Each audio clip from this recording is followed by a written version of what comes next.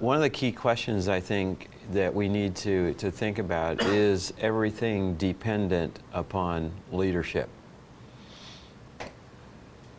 And that, of course, is who you ask, what their answer to that is.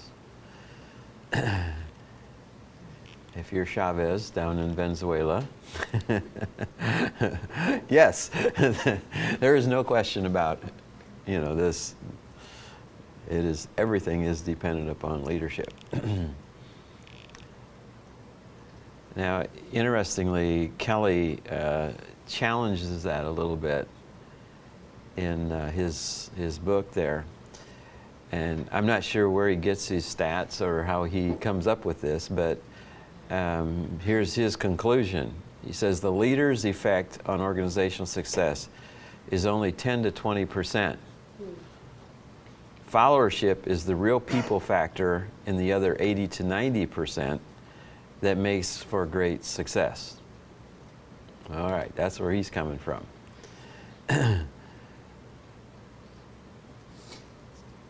20% maybe. 10 to 20% versus 80 to 90%. Church growth people will say what?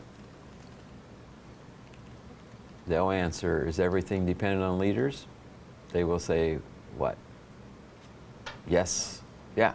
That's where they'll come from. The vision of the leader. Yeah. Everything is dependent upon the leader. If your church is going down, it's the leader's fault. If the church is going up, it's the leader's, the leader takes the applause or takes the the other side, right? And so different people look at that and will have different answers to that question. But it is a good question to ask. And that's why now I want to go through, and we're not going to spend a lot of time on the theory side of it, but enough to get you a feel for how people have looked at leadership and that leader's relationship to followership over the years. And I'm looking, this is straight Western, okay? We're looking from the West here as we do this. And in the early 1900s, they had what they called the great man theory. And the idea behind that was that people were born leaders or you were born a follower. It wasn't something that you could study or develop or, gain expertise in over time. No, you either had it or you didn't have it. Because you were born with it. You came, so you have the Superman down there, right? The little Superman cape there to get that. And at this time too, you had a lot of people coming out of the rural areas and going into factories and stuff like that. And so these great men would be able to then basically control these people because they had it, these people didn't have it. And if there was definitely a problem, some problem comes up, the solution to the problem was to get another great man. And they had the traits, pretty well lined out. Here's the traits of a good man here. Notice there weren't any good women, okay? Sorry, but there just weren't any good women at that point. And so they just replace them, get another one in there, and then they can move ahead. By the time we get to the late 40s, so this is post-World War II, now they're starting to see that there's really an active relationship between how leaders behave and then how the followers perform. So they're starting to make a connection now. Before it was like, no, it's just leaders and there's followers, and the leaders lead and everybody else does what we tell them to do. By the 40s, this is post-World War II, so you've had many of them been in the service, so there's been the chain of command. They know they take their orders from the top down. And of course, science is playing a big role here, and so there's only one solution. That would never come into hermeneutics, would it? That there's only one meaning to, one author intended meaning to a verse. We'll just leave that one there. But science would never direct hermeneutics. But in this case, it did give, there's one best way of doing things, okay? And once again, if there's a problem, you change the leader's behavior, and then that'll take care of the problem, because they'll get the followers to do something a little different. So they're now starting to recognize there's something about these followers, but it's not quite there yet. By the time we get to the 50s and 60s, then they start to realize, whoa, this relationship, there's a relationship between leaders, followers, and the task itself. So now they're starting to say, wow, look at this. We have to think about how these three interconnect now. And we have to start looking at the follower and say, how mature is this follower? Oh, okay. And this is when we get like Hershey and Blanchard. Well, let's go back before that.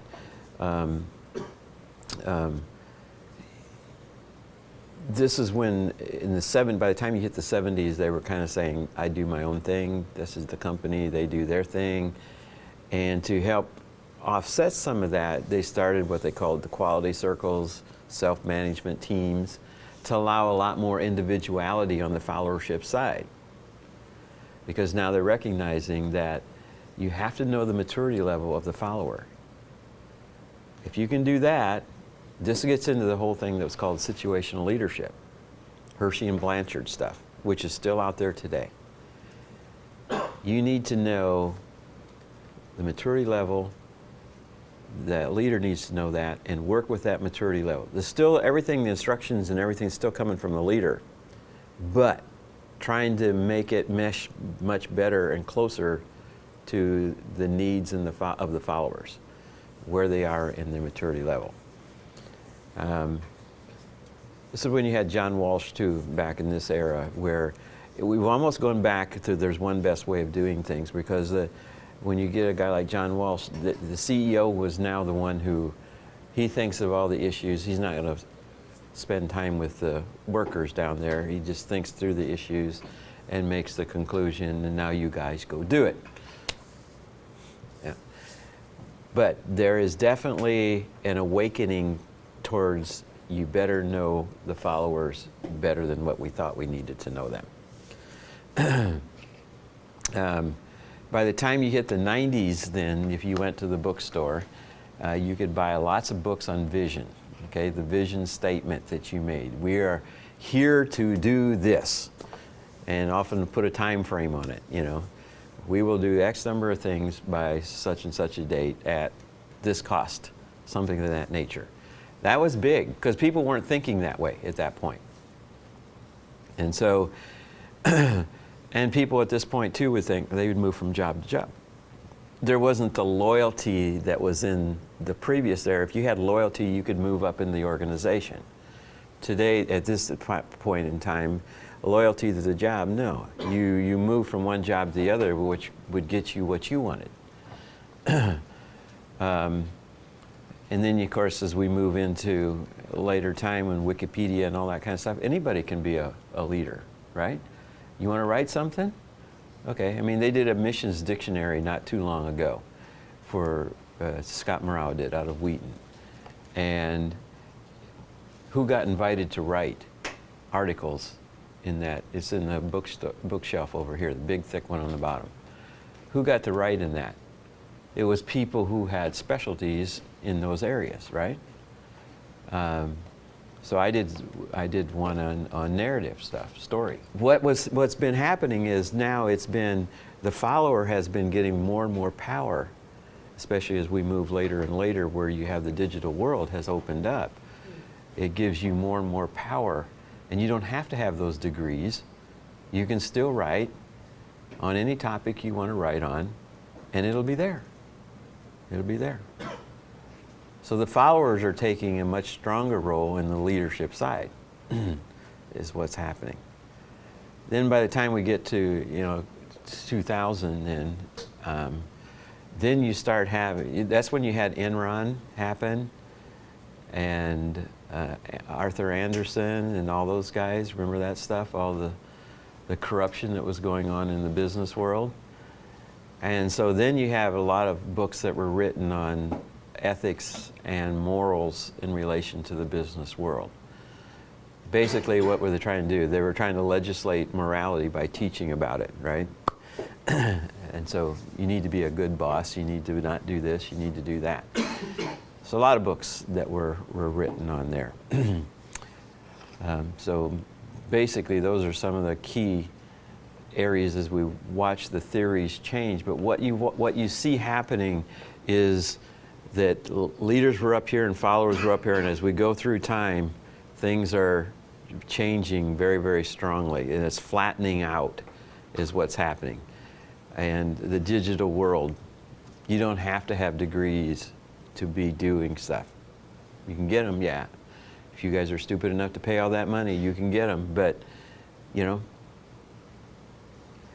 still have to have it for, you're not going to be a nurse if you don't have some training, right? At least not going to be my nurse, all right? Or a doctor, right? You'd like to have your doctor have a little bit of training. And when you get an airplane, you just hope that there was a lot of training behind the pilot there, All right, some definitions of leadership that you find out there. And this is Bass says this is there's almost as many definitions of leadership as there are persons who have attempted to define the concept. Well, hello, yes, but his point is what? There are hundreds and hundreds of definitions of leaders out there. So let's take a few of them. Tubbs talks about a leader is one who leads others to lead themselves. Ah, how do you like that one? A leader is one who leads others to lead themselves.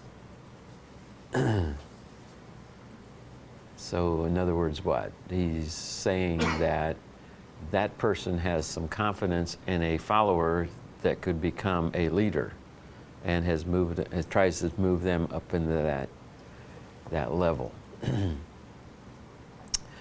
Or how about Napoleon Bonaparte? You heard of that guy? A leader is a dealer in hope. Sounds like Obama, doesn't it? A leader gives people hope for the future, right? That things can change, things can get better, that we can move in this direction. It can happen. Wow, if that happens, then yeah, can you, as a leader, can you offer hope that can be legitimate change? Okay. Harry Truman, U.S. President. A leader is a person who has the ability to get others to do what they don't want to do and like it.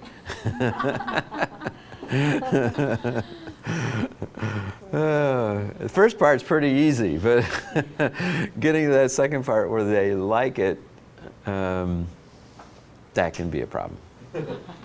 That can be a problem. Okay. Max Dupree. Liberating people to do what is required of them in the most effective and human way possible. So he's looking at the follower and say, how do we be gentle? How do we get it done by yet being gentle as we do it, and have respect for the follower to make this happen? Okay. So actually what I'm going to do, we'll just introduce it here. You got two basic theories out there called Theory X and Theory Y, right? Theory X says the leaders know everything, the followers are stupid, dumb people who will waste time and don't know anything and have to be told what to do. The reaction of that is Theory Y, where we do know what we're going to do, and we know what we will do, and we are not just wasting time, and we can be trusted, and we will get something done. So you have that reaction to, so Theory Y, Theory X. And so you see Dupree here trying to bring some balance between theory X and theory Y is what's happening here. Or how about Jeremiah 15:19? If you extract the precious from the worthless, you will become my spokesman. Can a leader take stuff and take out what's not necessary and make it clear enough that people can grasp it and run with it? Extract the worthless so somebody can pick it up and understand it and get it done. That's a gift to be able to do that. How about Schweitzer here, Albert Schweitzer? Example is leadership. Example is leadership. Mentoring, demonstrating, especially for those societies who work through apprenticeship models, right? They need to see it done. That's how they learn how to do it.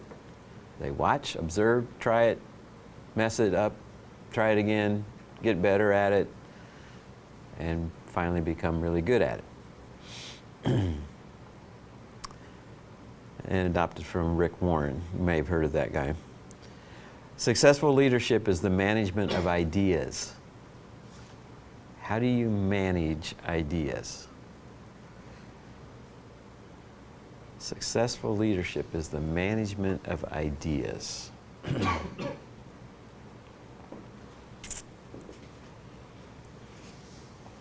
Okay, anyway, that gives you a few definitions that are out there on leadership. From the book Tribes, leadership is an art of giving people a platform for spreading ideas that work. In other words,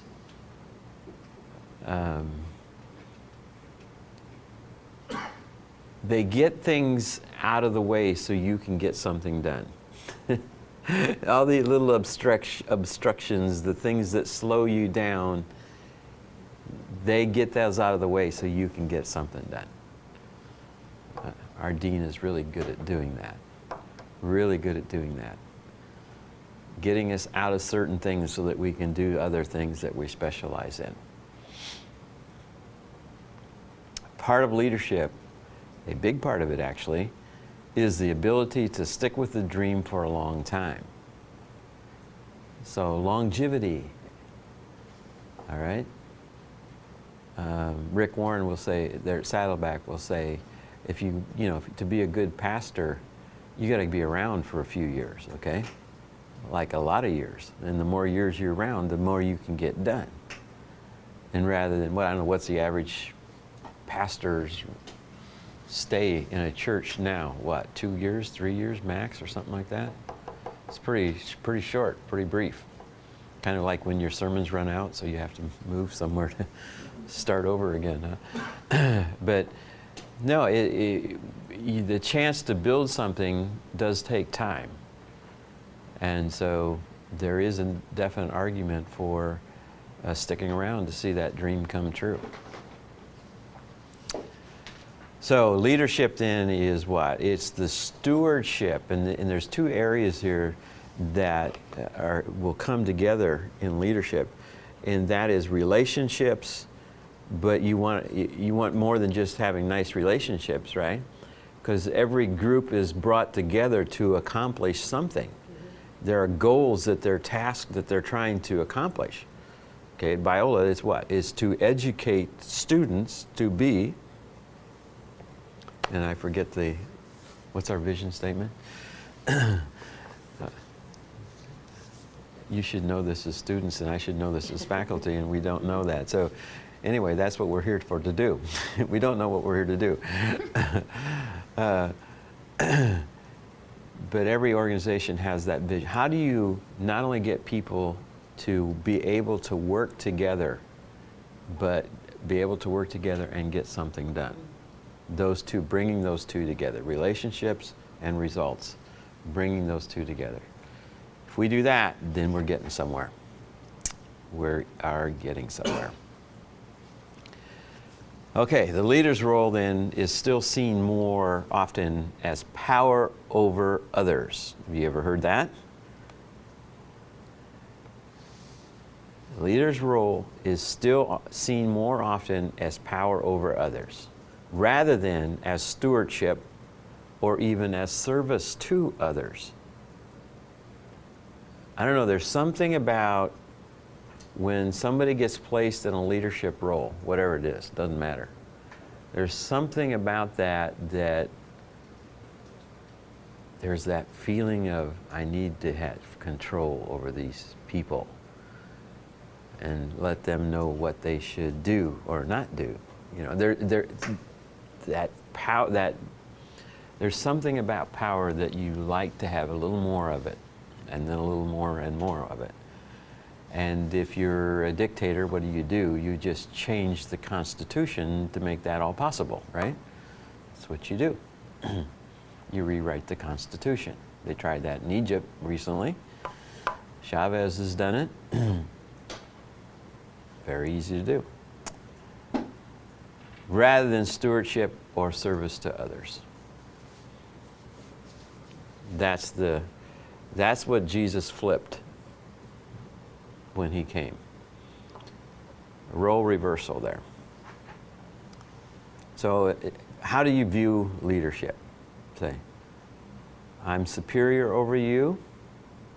I'm responsible for you. I'm to serve you. How do those come together? See? And Jesus will make the argument, better be some stewardship in here, you have some responsibilities. Better be some servanthood in here, and no, you're not superior. Superiority doesn't mean there can't be hierarchy. Okay, there's a difference between hierarchy and superiority. There's a big difference between those two.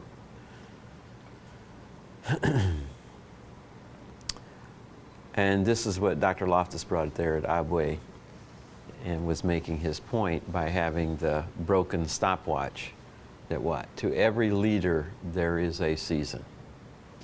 Okay?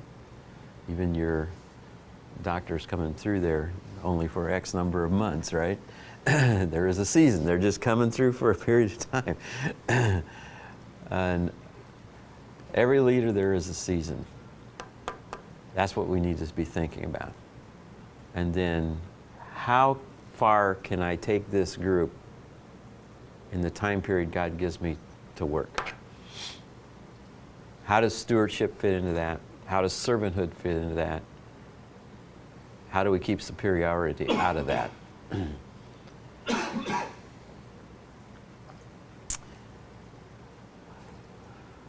So there's your 4 seasons. Which season are you in, and how many seasons do you have to go?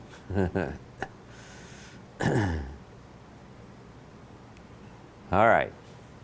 Leadership, then. This is how a leader leads. I like that picture. Does that say anything about leadership? Yeah. Leadership, Dupree, this is a great definition. Leadership is a serious meddling in other people's lives.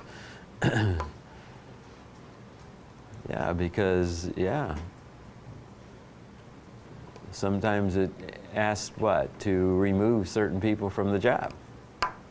That's pretty serious meddling.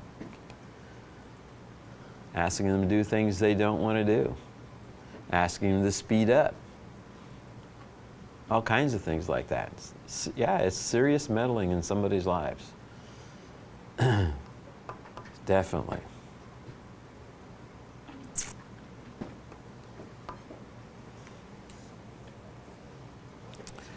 Okay, now I'm going to give you some terms that you'll see repeated now over and over again that will be used in your model.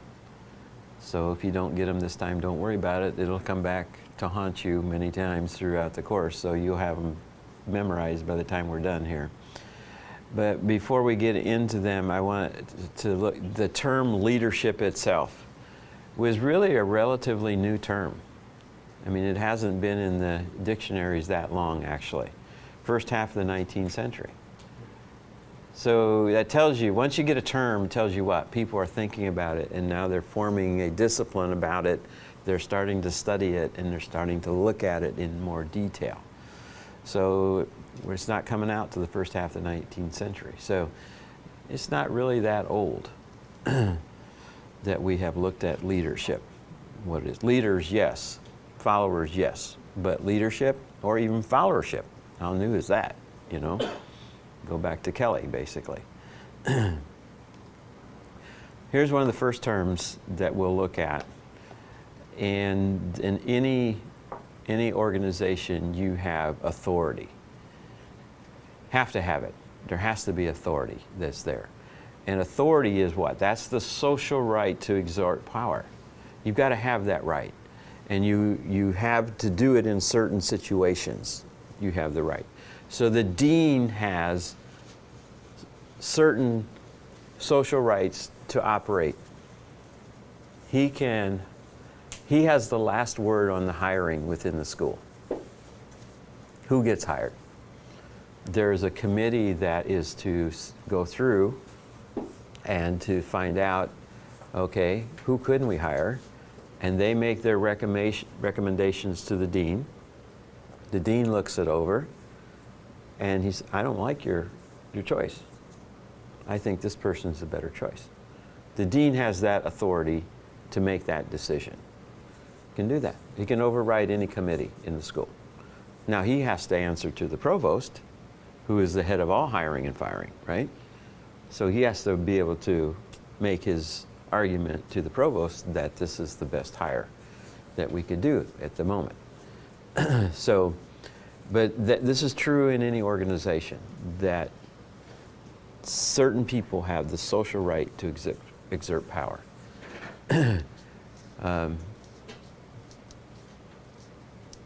Now you can overstep that, and that's when you'll get in trouble, right?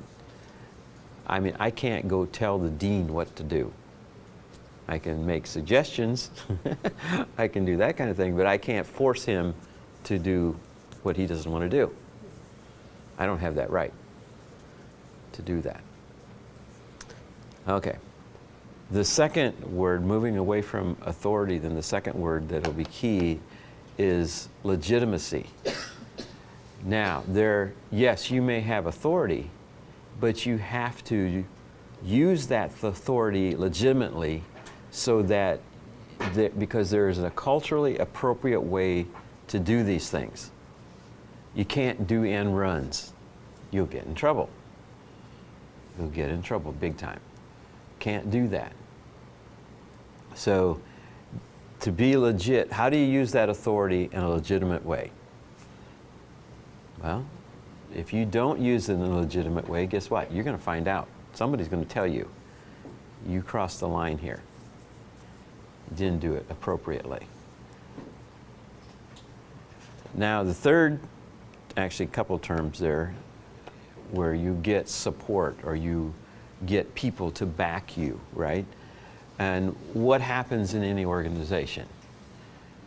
You have little cliques, if you use that pronunciation of it, and these groups form, right?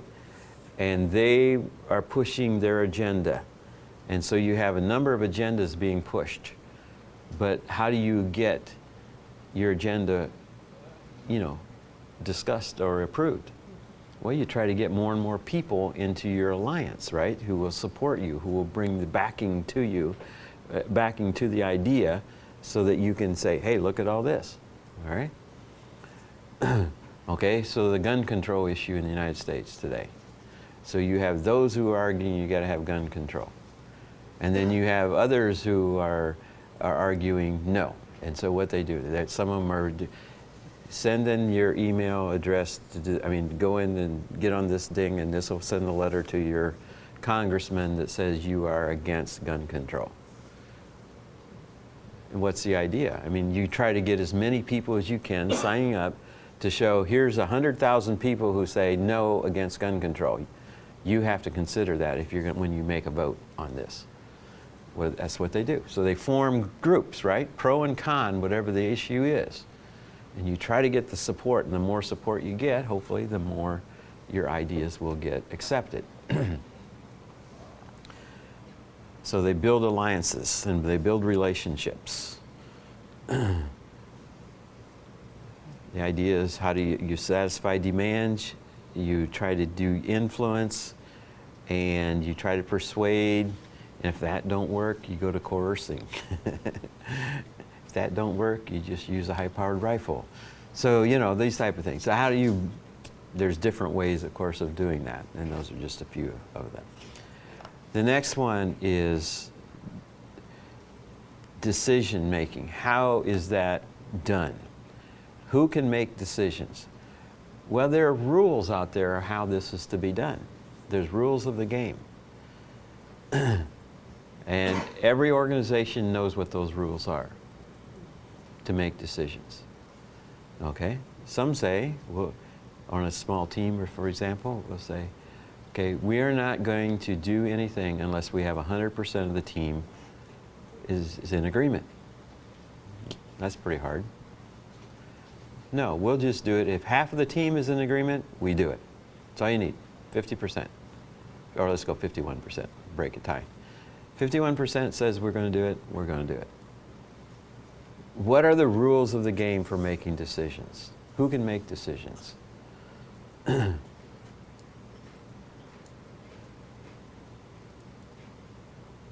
Once again, when you step out of bounds and make a wrong decision, who comes back at you and questions what you did? Then you start to know, oh, must have overstepped one of the boundaries here. Because there are rules, definitely rules. Closely related to decision making is the exercise of power. And we'll use Adam's definition here. And he says, power is the participation of the making of decisions. Because if you're not in, if you don't have the ability to have influence on the decision-making process, guess what? You don't have a lot of power. And you feel what? Isolated. You feel like, you know, nothing's going to happen here. It's not going to happen. So that's what Adams is arguing, that, hey, if you're in on the decision-making process, you have power. If you don't, well, there you are. You're stuck. And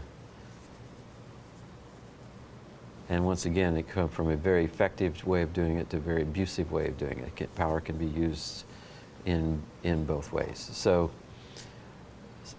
summarizing it all up, and then, yeah, leadership has a historical background that isn't that old, a little over 100 years old now, 150 years old.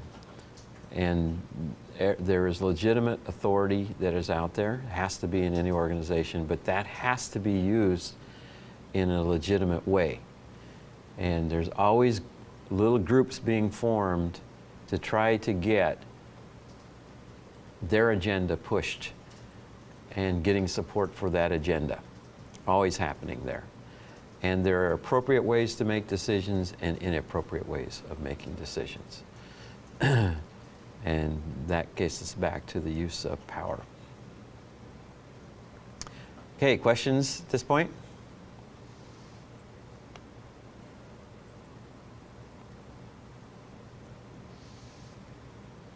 Okay.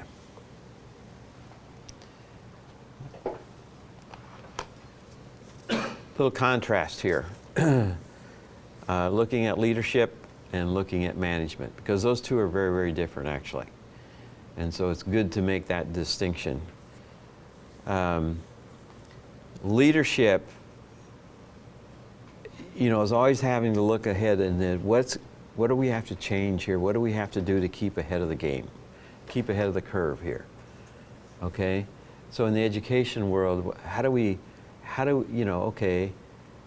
what about online courses? Everybody's going that way. How far do we go on online courses? When is it better to have a little face-to-face plus online courses? How much what's the balance here? Or yeah, they could get a cheap degree and they could do it all online, never have to show up on campus. How do we balance that here at Biola? What are we going to do here? Those are the kind of things that leaders have to look at. Management, they have to cope with the complexity. How do we make online courses? How do we, should they look like? How many can we make? And, have to deal with all that, the complexity side of it. So one's looking at what we're going to do, why we're going to do it. The other one's looking, how in the world are we going to do it? That's the management's job. How are we going to do it? To break it down a little further, using Ole Hendricks' stuff here, leadership is a quality, management is a science and an art. Leadership provides the vision, the looking out there. Management supplies the realistic perspectives. Okay, let's think about this a little bit, We really aren't going to be able to do that much. Got to get the reality here. So they try to bring reality to the dream, is what's happening here with leadership and management. And leadership deals with the concepts, management deals with the functions. Leadership exercises faith, management has to do with the facts. They have to deal with reality and make that happen. Leadership provides direction, management's concerned about control. So it's good to keep that distinction between in our minds. Now what's going to happen here, though, as we move into the 21st century is this difference between the two is now starting to flatten out. And management is taking much more of a leadership role. And even leaders now are doing some of the management. And there's a flattening that's happening as we move into the 21st century. Big change that's out there. Okay, here's a false dichotomy, or is it? The essential truth is that management and leadership are different modes, but management and leaders are the same people. With flatter hierarchies, you need managers at all levels who can act as leaders. There's your flattening. That's what's happening out there. And so guess what? You may be a manager, but you're also a leader. You have to be. And leaders have to learn about the management side of it too, so they can be realistic in their visions, in their concepts. Have to bring the two together. It's flattening out, definitely flattening out there.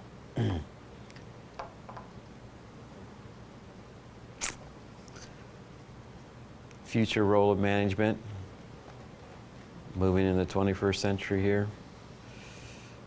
This was written in 2002, so that's over a decade old. But look what they're saying here. From overseeing work to doing it too. Yeah? So the leaders are getting their hands dirty now, is what's happening. From organizing hierarchies to organizing communities. There's your networks, your little groups, your teamwork. From imposing work designs and methods to understanding them. That's the leader coming down and seeing, okay, if I say this, what is that really, what's the reality of this thing? From hiring and firing workers to recruiting and retaining them. Because guess what? It takes a lot of money to get somebody and then train somebody for a job, and then they leave. That's one thing I hated about Loma Linda, okay? So we used to use that for doctors. What do you mean he's left? You know, what do you mean she's left? My wife went through that. I went through that. I don't know how many doctors we've gone through. You know, it's like, what is this? You know? Oh, it's a training institute. Oh, okay. All right. From building manual skills to building knowledge skills. From evaluating visible job performance to assessing invisible knowledge achievements. From ignoring culture to building a knowledge-friendly culture. From supporting the bureaucracy to fending it off. In other words, protecting your followers, right? So they can get something done and don't have to be spending all their time meeting the needs of the bureaucracy. So that's the leveling that's taking place in the 21st century. Not all over, but much more than when you think back to the 1900s till where we are today. Which says what? Leadership is much more complex. And it says also that what? Followership is much more complex. Because now you have to make decisions. Wow. You have to have added responsibility.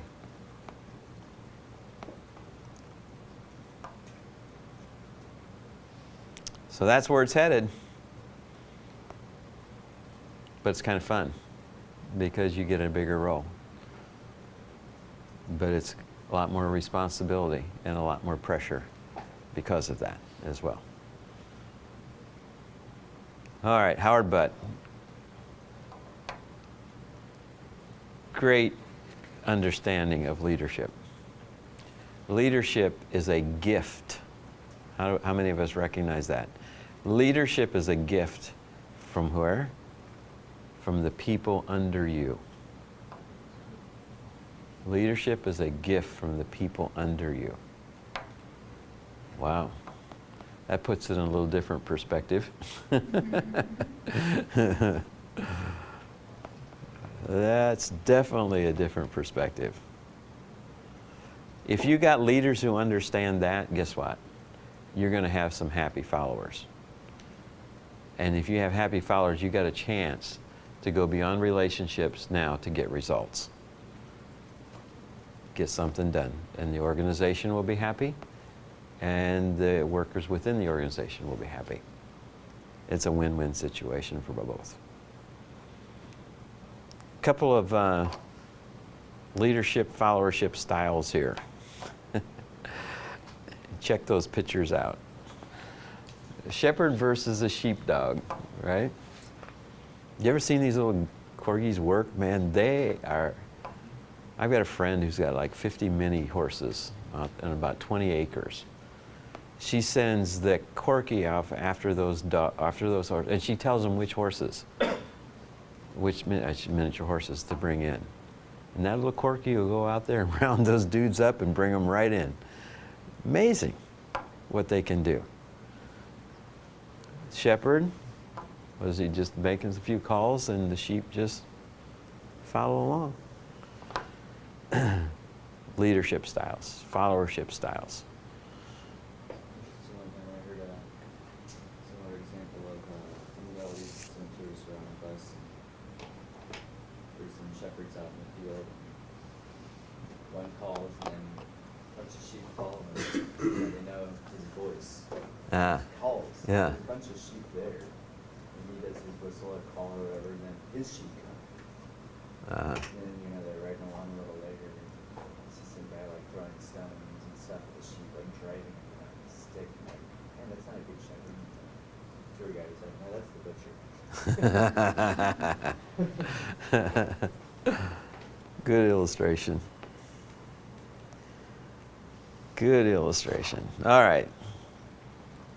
Some key concepts of global leadership now. Notice when this was written. Now we're over 12 years ago. But somebody who's looking ahead. Global leadership has to do with knowledge processes, with issues that ask questions about how to deal with, understand, and accept multiple perspectives.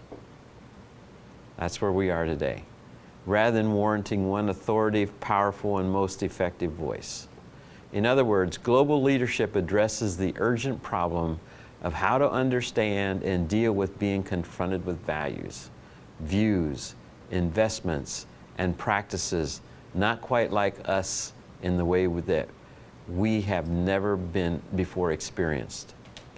Global leadership can be understood as raising questions about listening to and taking seriously other standpoints, generating mutual understanding, avoiding misunderstandings, and meeting vacuums that lead to a fundamental conflict, and building appreciation and tolerance as a basic requirement for realizing the potential of globalization. Now, there's a lot in that, what he said here. There's a lot of things. But what is he saying? Hang on here. All right. What is he saying? He's saying that in the 21st century, where you have multinational teams, right? People who are coming from different ethnic backgrounds, who do decision making in various ways, who think of authority in various ways, and act legitimately in various ways, make decisions in various ways. All these, he said, you're going to have what? A lot more flexibility in your thinking and how things can get done. You can't do it, this is the way we did it back home. It's not going to work. So there's going to be pressure on 21st century leadership and followership that will push them to be much more generic than specific in how things are going to get done and accomplished in a group. Globalization is forcing us to do that, forcing us very strongly to do that. Interestingly, there might be a lot of scripture that would force us to do that too, but that is being, globalization tends to push us in that direction stronger than the other one. Then we put scripture verses with it for what we're doing. What comes to mind when you think of the word followership? Like, you look like that one on the what happened in China with the guy in front of the tanks, like that. Does anybody have we ever heard what happened to him? Do we know? Did you ever hear? Anybody ever hear? Or has he just kind of disappeared? He's been erased. Or how about this one in the middle? Very military. Right? Or how about in the frying pan here? Oh, you can't see the one. That's actually a golf ball and the tee in the middle. It's not coming through here. It's very clear on mine. Is it clear on your screen? Yeah. I don't know why it's not showing up there. Where you just sit there and you're just waiting to be whacked.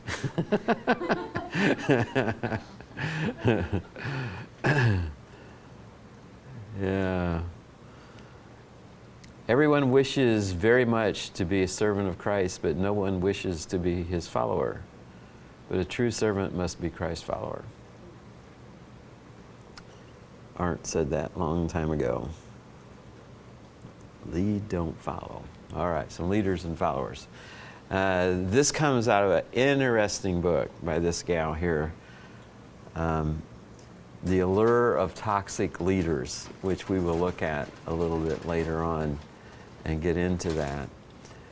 But she makes this statement there that biographers and historians have explored the dark psychological space of toxic leaders to discern what made them tick. With rare exceptions, seldom do they plumb the deep forces that make the followers tick. Leadership is often treated as action by the leader directed toward or against others. More appropriately, we should view leadership as interaction between leaders and their followers. What goes on between leaders and their supporters is perhaps far more significant for the course of history than simply what leaders do to followers. Yeah, so if we can get that step under our belt, we will have gone a long, long ways. But we're going to come back to her book on Allure to the Toxic Leader. She has some really interesting stuff to say. Why, and one of her questions is, why do people follow these type of leaders?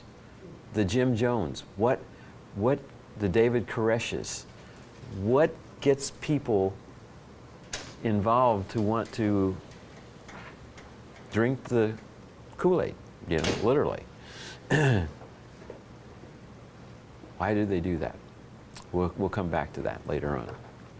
But we'll stick with followership right now. Followers and followers. Greet all the leaders and God's people. The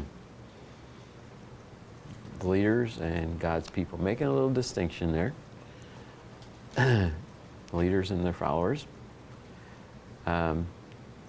Mark talks about 3 imperatives. You need to repent.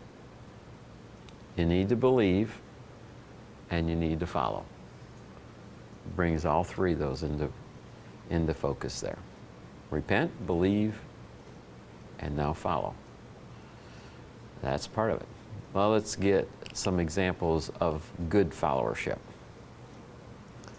Remember this story way back in 2 Samuel? David to Uriah, go down to your house and wash your feet. The ark and Israel and Judah are staying in tents, and my master Joab and my Lord's men are camped in the open fields. How could I go to my house to eat and drink and lie with my wife? As surely as you live, I will not do such a thing. Think of the situation, what's going on there with Bathsheba, right? In the background there.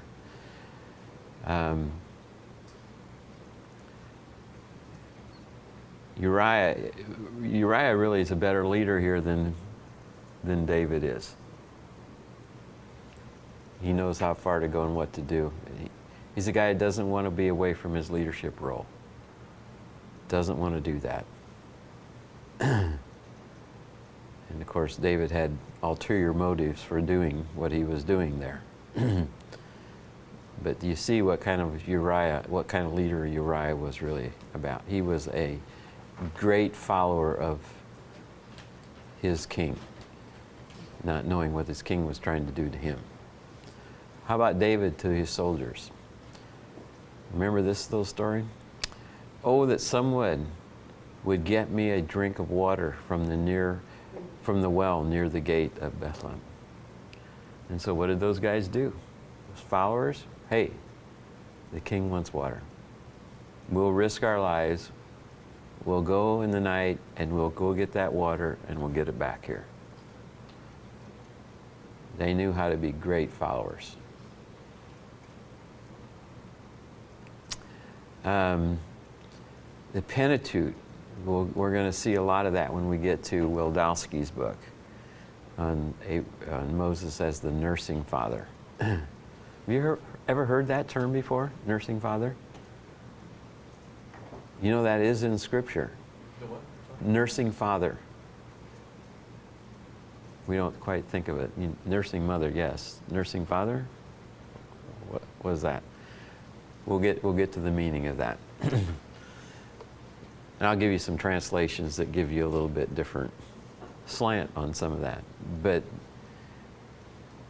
you're going to like Wildowski, because Wildowski is a Jew who is writing this, okay? And he will make you think very differently than how you've ever looked at Moses. Very, very differently. But the leadership, followership that the Pentateuch focuses on, Moses and the people, the followers, right? Who was controlling who there? Talk about the power of the followers here. Moses is about ready to kill him, if he could have a couple of times, right? Moses and Aaron, Moses and Joshua. Okay, so we'll get into that when we hit good old Wildowski. Lots of great examples of followership in the Pentateuch there. Another key question. Should followership precede leadership? And if so, why?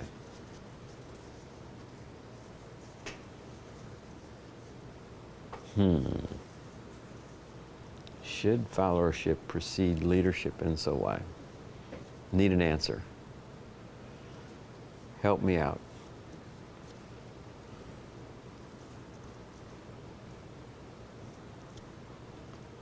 The Does pit. one have to follow the other? What's that? Does one have to follow the other? Okay.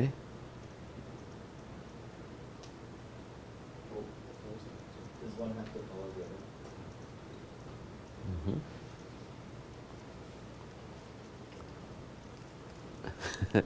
What you got? What you got? No, I'm just saying that it's like if you don't have a leader, if there's no leader, then obviously there's no followers because where are they gonna follow? If there's no followers, it's pointless to have a leader. The chicken or the egg? Yeah, it's a chicken or the egg there. Yeah. Are you asking, should followership something that is evident in one's life before they step into leadership? Yeah. Are you asking that? Like, should Yeah. followership precede leadership? Yeah. That's the question. Right. You got it. And your answer is? It depends what you mean by perceive. Do you mean chronologically? Do you mean in terms of stages of maturity? Are you talking about precedence? You know, are you talking about, I don't know. Because I think it does precede leadership in some cases, in many cases. In some Yeah. cases that, you know, there may be already someone who has, in a new situation where a leader has already taken the mantle of leadership, and this person can create followers, good followers, Okay. and the followers return or what do you call reciprocate Okay. that power Yeah. Yeah. Yeah. to Yeah. that person, that leader. In that case, because that leader has already been groomed as a follower and as a leader someplace else that comes to a new place. That's kind of like Moses. Yeah. So I'm wondering if, I don't know, it's hard to answer. That Yeah. question. You have to qualify so many different. Yeah. Yeah, I think also since we are all followers, definitely I would imagine followership precedes leadership. Okay. There you go. Yeah. I'm The- thinking more like if we have been as a child, then of course we can be a better parent, like that. So if you Oh, have okay. been a follower, then you know how to lead followers. Okay. There you go. That's good. Good illustration. Good illustration. Yeah. That little picture up there.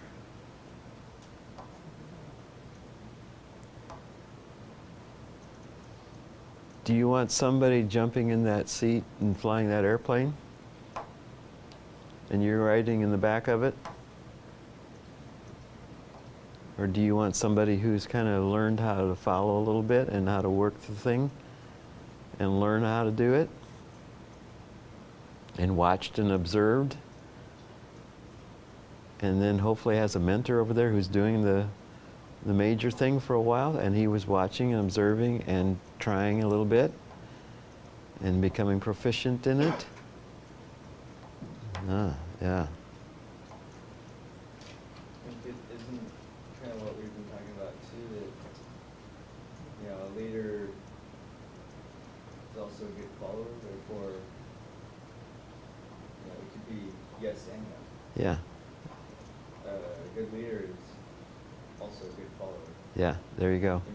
In being a good follower, you're being a good leader. You got it. So I think look at it holistically too, instead of necessarily having to divide them. Mm-hmm. That's good. Okay, there you got your A for today. I forgot to tell you that, didn't I, in the beginning? That I have a little bag over here that has extra A's in it. Good questions that are asked, good comments that are made, you get an extra A. Add to your little things. Yeah. There's only so many of them, So though. we have more than 300 points now? Yes. See? Well, if you get extra, that's the qualifier.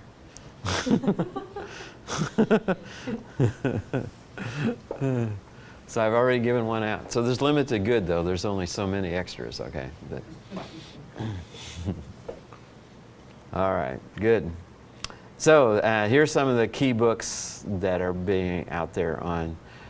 Kelly's book, of course, was the foundational book, and then the second biggest one was The Courageous Follower that followed that one. And then we have The Art of Followership and the Followership one. The Art of Followership actually was done in Claremont. A big conference was held up there. And that book is the chapters or the papers that were given during that conference up there. But here's your terminology. History, when did it start? Well, once again, we go back to Kelly, so the whole concept of followership is really, really new compared to leadership. And authority, once again, there's the social right to do things, but it has to be done, you have to be a follower in a legitimate way. There's an appropriate way to be a follower. And once again, what do followers do? They get into little groups to push their agenda as well and to bring changes or bring whatever they want. And there's appropriate ways for followers to make decisions, just as there are for leaders. And there's appropriate exercise of power that they have. So those are your same terms again, but now just from the perspective of the followership there.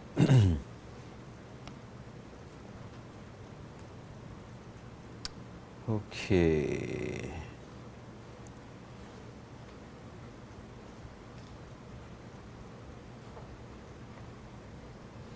I'm going to skip that. Let's see where I'm going to skip that and go over here. This is what we talked about a little bit earlier from the 40s, 50s, 60s, and now it's still here with us today. And with Blanchard, Hershey and Blanchard, who bring this out. And this will be to help us to just get a little look at it for tomorrow, where we're going to be headed when you take that test instrument, the leadership discipleship profile. It will be based off of this here, of the situational leadership. And basically what situational leadership did was, once again, they saw that you have to know the maturity level of the follower. But once again, all the decision making really rested with the leader. It's just now how do you look at them, you study them, and then you adapt your stuff to them, to the follower. That's what they call situational leadership then. And then they have the 4 quadrants here, and the D1 through D4 are the developmental levels of the followership. Where are they in their developmental level? So anyway, I just wanted to introduce this here because this will be then the foundation on which we're going to build your leadership style preference. It'll be in one of those 4 quadrants. And I can already guess which one it's probably going to be in. I can guess just by looking at you. I can look at you and tell where you're going to have your preference. Biola University offers a variety of biblically centered degree programs, ranging from business to ministry to the arts and sciences. Visit biola.edu to find out how Biola could make a difference in your life.